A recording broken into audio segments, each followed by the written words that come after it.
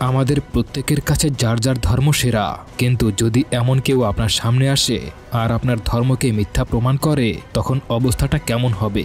এই যে লোকটিকে দেখতে পাচ্ছেন, সে দুটো মেয়েকে বলে তোমরা যে ধর্ম পালন করছো সেটা মিথ্যা। এমনকি এই পৃথিবীতে যত ধর্ম রয়েছে সবগুলোই মিথ্যা। একটা ধর্ম আর একটা ধর্ম থেকে কপি করা হয়েছে। তারপর মেয়েগুলোকে ধর্মান্তরিত করার চেষ্টা করা হয়। কিন্তু মেয়েগুলোকে শেষমেশ এই সাইকোপ্যাথের হাত থেকে রক্ষা পায়, নাকি তারা তাকে অনুসরণ করে? 2024 সালে মুক্তি পেয়েছে এমনই একটি হরর মুভি। এখানে আমি বলে রাখি, এই মুভিতে ধর্ম সম্পর্কে অনেক কথা আছে। সেগুলো একটাও আমার বানিয়ে বলা না, সম্পূর্ণটা মুভি থেকেই বলা। তাই কেউ আমাকে ভুল বুঝবেন না। তো বন্ধুরা, শুরু করা যাক আজকের হরর মুভির গল্পটি। মুভির শুরুতেই আমরা দুটো মিশনারি মেয়েকে দেখতে পাই। একজন সিস্টার প্যাকেস্টাইন, অন্যজন সিস্টার বার্নস। এরা দুজনেই নিজেদের মধ্যে কথাবার্তা বলতেছিল এবং নিজেদের অভিজ্ঞতা শেয়ার করছিল। এরপরে আমরা জানতে পারি রিড নামের এক ব্যক্তি তাদের চার্চে এসে যোগাযোগ করে, তাদের ধর্মের প্রতি নিজের আগ্রহ প্রকাশ করে। কিন্তু তার কিছু প্রশ্ন ছিল, সে উত্তর জানতে চেষ্টা করেছিল চার্চ অথরিটির কাছে। আর এই জন্য ওই দুই সিস্টার মিস্টার রিডের বাড়িতে যাচ্ছিল। মিস্টার রিডের বাড়িতে পৌঁছাতে ওয়েদার আরও খারাপ হয়ে যায়। খুব জোরে হাওয়া বইতে শুরু করে এবং বৃষ্টি শুরু হয়ে যায়। সিস্টার বার্নস গেটের সঙ্গে সাইকেল লক করে। তারপরে দুজনে রিডের দরজায় নক করে। মিস্টার রিড খুব মিশুক ছিল, তাই তাদেরকে সাদরে অভ্যর্থনা জানায়। নিজেদের পরিচয় পর্ব সারার পর দুই সিস্টার ধর্মের কথা বলতে শুরু করে। কিন্তু বাইরে খুব বৃষ্টি হওয়ায় মিস্টার রিড তাদেরকে ঘরের ভেতরে আসার অনুরোধ জানায়। তবে তার এই প্রস্তাব শুনে সিস্টার বার্নস প্রথমে জিজ্ঞাসা করে তার বাড়িতে কোনো মহিলা আছে কিনা, মানে তার বউ অথবা তার বোন বা অন্য কোনো মহিলা। সে জানিয়ে দেয় কোনো মহিলা থাকলেই তবে তারা ভেতরে আসবে। এই কথা শুনে মিস্টার রিড তাদেরকে বলে ঘরের ভেতরে তার স্ত্রী রয়েছে এবং সে কিচেনে পাই রান্না করছে। এরপরে দুই সিস্টার মিস্টার রিডের সঙ্গে ভেতরে চলে যায়। ভেজা জ্যাকেট শুকানোর জন্য মিস্টার রিড নিয়ে যায়। কিছুক্ষণ পর ফিরে এসে মিস্টার রিড তাদের কমফোর্ট ফিল করার জন্য বলে, তোমরা কি বলতে পারো আমার ওয়াইফ কি পাই বানাচ্ছে? মিস্টার প্যাকেস্টাইন অনুমান করে বলে, এটা হয়তো ব্লুবেরি পাই। এবার মিস্টার রিড আসল কথায় আসে এবং ধর্মের ব্যাপারে কথা বলতে শুরু করে। হোলি বাইবেল বের করে তার প্রতি অনেক সম্মান দেখায়। তা দেখে দুই সিস্টার খুব খুশি হয়ে যায়। কিন্তু এমন সময় দুজনের মুখের উপরে মিস্টার রিড এমন কিছু কমেন্ট করে যাতে তারা আনকমফোর্টেবল হয়ে যায়। এমনকি সে সিস্টার বার্নসের বাবার মৃত্যু নিয়েও মজা করে। এরপরে দুটি মেয়েই মিস্টার রিডের কথা শুনে বুঝতে পারে যে সে তাদের কথা শোনার জন্য নয়, নিজের মতামতের উপর বিশ্বাস চাপানোর জন্যই ডেকেছে। এমন সময় বার্ন মিস্টার রিডের কথার মাঝখানে তার স্ত্রীকে ডাকার অনুরোধ করে, কিন্তু মিস্টার রিড এটা এড়িয়ে যায় আর বলে তার ওয়াইফ খুব লজ্জাবতী। এই কথা বলে সে অন্য রুমে চলে যায়। সিস্টার বার্নস টেবিলের উপরে জ্বলতে থাকা ক্যান্ডেলটি ঘুরিয়ে দেখে, তাতে লেখা আছে ব্লুবেরি পাই স্টান। আর এই সময় আমরা বুঝতে পারি যে মিস্টার রিডের আসলে কোনো ওয়াইফ নেই। তারা দেখে দরজায় টাইমার সিস্টেমটি লক লাগানো আছে। অন্যদিকে মেয়ে দুটো যখন তাদের কোট পরছিল, তখন মিস্টার বার্ন দেখে তার জ্যাকেটে সাইকেলের চাবি নেই। সেটা ছিল সিস্টার প্যাকেস্টাইনের পকেটে।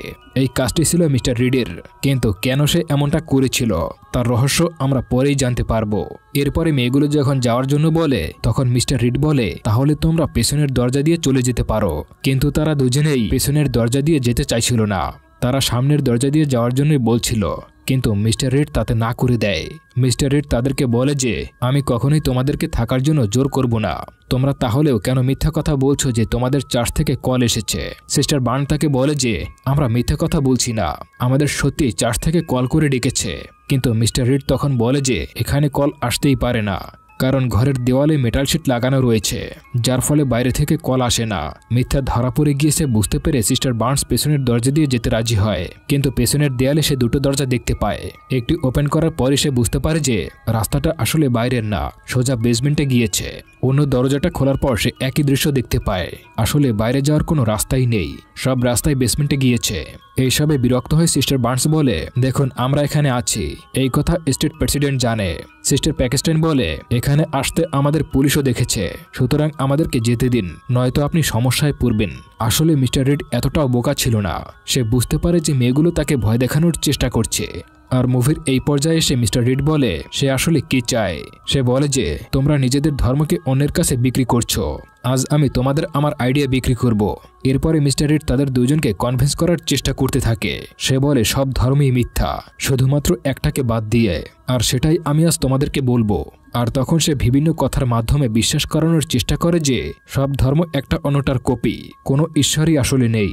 এসব বলে সে তাদের ঈশ্বরের প্রতি বিশ্বাস ভাঙার চেষ্টা করতে থাকে। এরপরে সে একটা দরজার উপরে বিশ্বাস লেখে এবং অন্য আরেকটা দরজার উপরে অবিশ্বাস লেখে। তখন মিস্টার রিড মেয়ে দুটোকে বলে যে ঈশ্বরকে বিশ্বাস করো সে বিশ্বাস দরজার সামনে গিয়ে দাঁড়াও, আর যে এখনো ঈশ্বরকে বিশ্বাস না করো সে অবিশ্বাস লেখা দরজার সামনে গিয়ে দাঁড়াও। সিস্টার প্যাকেস্টাইন খুব ভয় পেয়ে যায়। সে মনে করে মিস্টার রিডের কথায় চুপচাপ মেনে নিলে সে হয়তো যেতে দিবে, তাই সে মিস্টার রিডের প্রশংসা করে এবং তার মতামতে সম্মতি জানিয়ে অবিশ্বাস লেখা দরজার কাছে গিয়ে দাঁড়ায়। অন্যদিকে সিস্টার বার্নস নিজের সাহস ধরে রেখেছিল। সে না তো ভয় পেয়েছিল আর সে না তো নিজের বিশ্বাস হারিয়েছিল। সে মিস্টার রিডের পৃষ্ঠার উপর একটা ক্রস চিহ্ন দিয়ে তাকে ভুল প্রমাণ করার চেষ্টা করে আর বিশ্বাস লেখার দরজাটা বেছে নেয়। আর সিস্টার প্যাকেস্টাইনকে জিজ্ঞাসা করে, তুমি এখনো ঈশ্বরকে বিশ্বাস করো তাই না? প্যাকেস্টাইন তার জবাবে বলে হ্যাঁ, সে এখনো ঈশ্বরকে বিশ্বাস করে। এরপরে বার্নস তাকে সাথে করে বিশ্বাস লেখার দরজার কাছে নিয়ে যায়। রিড বাইরে দিয়ে দরজা বন্ধ করে দেয়। তারা বুঝতে পারে যে সেখান থেকে বেরোনোর আর কোনো রাস্তা নেই। এরপরে তারা বেসমেন্টে কারো চলার শব্দ শুনতে পায়। এরপরে সিস্টার বার্নস তার পকেট থেকে একটা ছুরি বের করে যা সে লুকিয়ে লুকিয়ে তুলে নিয়েছিল যখন মিস্টার রিড ধর্মের উপরে একটা লেকচার দিচ্ছিল। তখন সিস্টার বার্নস সিস্টার প্যাকেস্টাইনকে বলে যে যদি রিড তাদের উপরে হামলা করে তাহলে এই ছুরি দিয়ে তাকে শেষ করে দেবে, এবং এই কাজের জন্য তারা একটা কোডও বেছে নিয়েছিল যা ছিল ম্যাজিক আন্ডারওয়্যার। সিস্টার বার্নস বলে যে রিড সবসময় তার দিকে বেশি নজর রাখে, এজন্য কাজটি সিস্টার প্যাকেস্টাইনকে করতে হবে। সেই মতে তারা প্ল্যানও করে, কিন্তু দরজা দিয়ে মিস্টার রিডের বদলে নেমে আসে রেড ড্রেস পরা একটা মহিলাকে দেখে তারা দুজনেই খুব ভয় পেয়ে যায়, কারণ মহিলাটি খুবই ভয়ানক দেখতে ছিল। তারা কনফিউজড হয়ে যায় যে এটি আসলে মানুষ কিনা ভূত।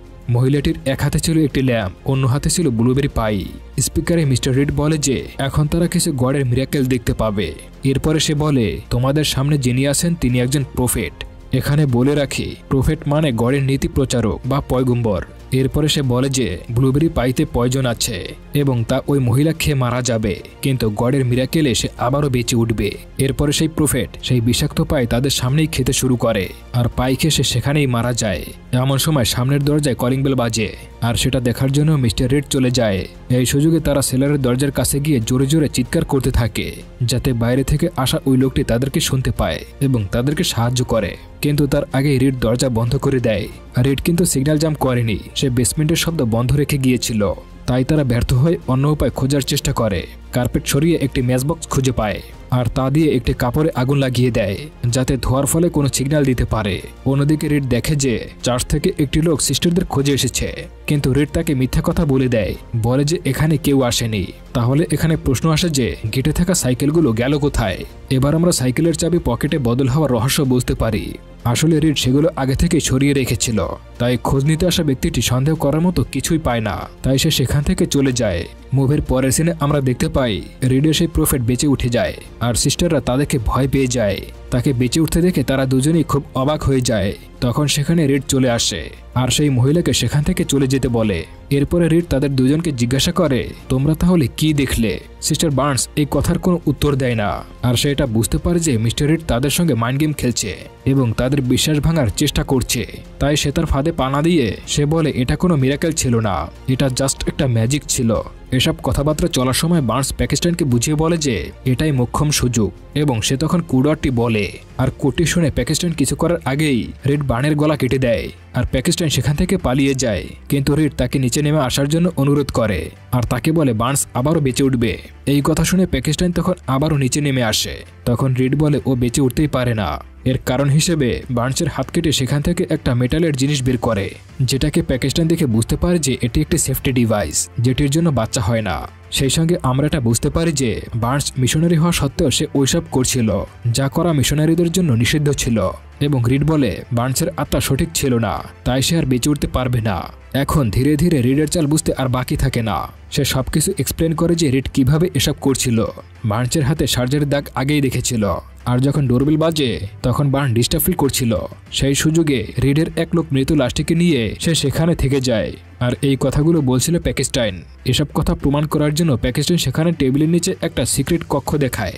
তখন রিড বলে এখানে যদি কোনো মৃত ব্যক্তি লাশ খুঁজে পায় তাহলে সে প্যাকেস্টাইনের থিওরি মেনে নেবে, কিন্তু তা প্রমাণ করার জন্য প্যাকেস্টাইনকে সেখানে নামতে হবে। সেও রাজি হয়ে যায় কারণ সে আসলে সত্যটা জানতে চাইছিল। রিড তখন বলে যদি তুমি শত ধর্ম সম্পর্কে জানতে চাও তাহলে নিচে যাও, কিন্তু প্যাকেস্টাইন কোনো কথা না বলে সে নিচে চলে যায় কারণ সেখান থেকে বেঁচে ফেরার এই একটাই সুযোগ ছিল। সেখানে নেমে সে সেই মৃত লাশটিকে দেখতে পায় আর সে বলে আমি ঠিকই বলেছিলাম। তখন রিড কিছু না বলে দরজা বন্ধ করে দেয়। অবশেষে প্যাকিস্টাইন সামনে এগিয়ে যায় আর একটি দরজায় তালা লাগানো অবস্থায় দেখতে পায় এই তালাটি তার সাইকেলের ছিল আর চাবি তো তার কাছেই ছিল। তাই সে তালাটি খুলে ফেলে এবং ভিতরে প্রবেশ করে, যেটা ছিল একটি জেল। রিড অনেকগুলো মানুষকে খুব খারাপ অবস্থায় সেখানে বন্দী করে রেখেছিল। রিড তখন বলে, তুমি কি তোমার উত্তর পেয়েছো? সে বলে যে রিড কিভাবে তাদেরকে প্রথমে ম্যানিপুলেট করেছে। প্রথমে রিড যখন তাদের কোট নিয়ে চলে যায় এবং তার বউয়ের সঙ্গে কথা বলার জন্য ভান করে, তখন আসলে সে তাদের সাইকেল সরিয়ে রাখতে গিয়েছিল। প্যাকিস্টাইন বলে যে সে রিডের ভেজা চুল রক্ষা করেছিল, কিন্তু সে একটা ভুল বুঝেছিল। সে ভেবেছিল রিড ভুল করে হয়তো চাবিটি প্যাকিস্টাইনের পকেটে রেখেছিল, কিন্তু এটা সম্পূর্ণভাবে প্ল্যান মাফিক করা ছিল। এখানেও সে নিজের ইচ্ছেতে আসেনি, বরং রিডের প্ল্যান মাফিক এসেছে, যাতে রিড তাকে নিজের ধর্ম সম্পর্কে বিশ্বাস করাতে পারে। আর এই সত্য ধর্মই হচ্ছে কন্ট্রোল। রিড তখন বলে যে এক্স্যাক্টলি, রিডের মতে ধর্ম হচ্ছে মানুষদেরকে কন্ট্রোল করার একটি সিস্টেম। তারও মানুষদেরকে কন্ট্রোল করতে খুবই ভালো লাগে। অন্যদিকে বন্দি মহিলাদেরকে দেখে প্যাকিস্তানে খুব কষ্ট হয়, তাই তাদেরকে সাহায্য করার কথা বলে। তখন রিড বলে ওদেরকে সাহায্য করার কোনো দরকার নেই, ওরা নিজেরাই নিজেদের ধর্ম বেছে নিয়েছে। রিড প্যাকিস্তানকে বুলি করতে শুরু করে আর প্যাকিস্তানও কান্না করতে থাকে। কিন্তু মুভির আসল টুইস্ট এখানেই রিভিল হয়। রিড যখন প্যাকিস্তানের কাছে আসে, তখন প্যাকিস্তান রিডের গলায় ছুরি মেরে পালিয়ে যায় আর সে বাইরে যাওয়ার জন্য রাস্তা খুঁজতে থাকে, কিন্তু বাইরে যাওয়ার কোনো রাস্তাই সে খুঁজে পায় না। আর এমন সময় রিডও প্যাকিস্তানের পেটে ছুরি বসিয়ে দেয় আর দুজনেই মৃত্যুর কোলে ঢলে পড়ে। তখন রিড বলে, আমাদের মৃত্যুর জন্য তুমি দোয়া করো। প্যাকিস্তানও তখন দোয়া করতে শুরু করে। তখনই রিড প্যাকিস্তানকে মারার জন্য তার দিকে এগিয়ে আসে, কিন্তু কেউ তাকে পেছন থেকে সে বাড়ি দিয়ে মেরে ফেলে।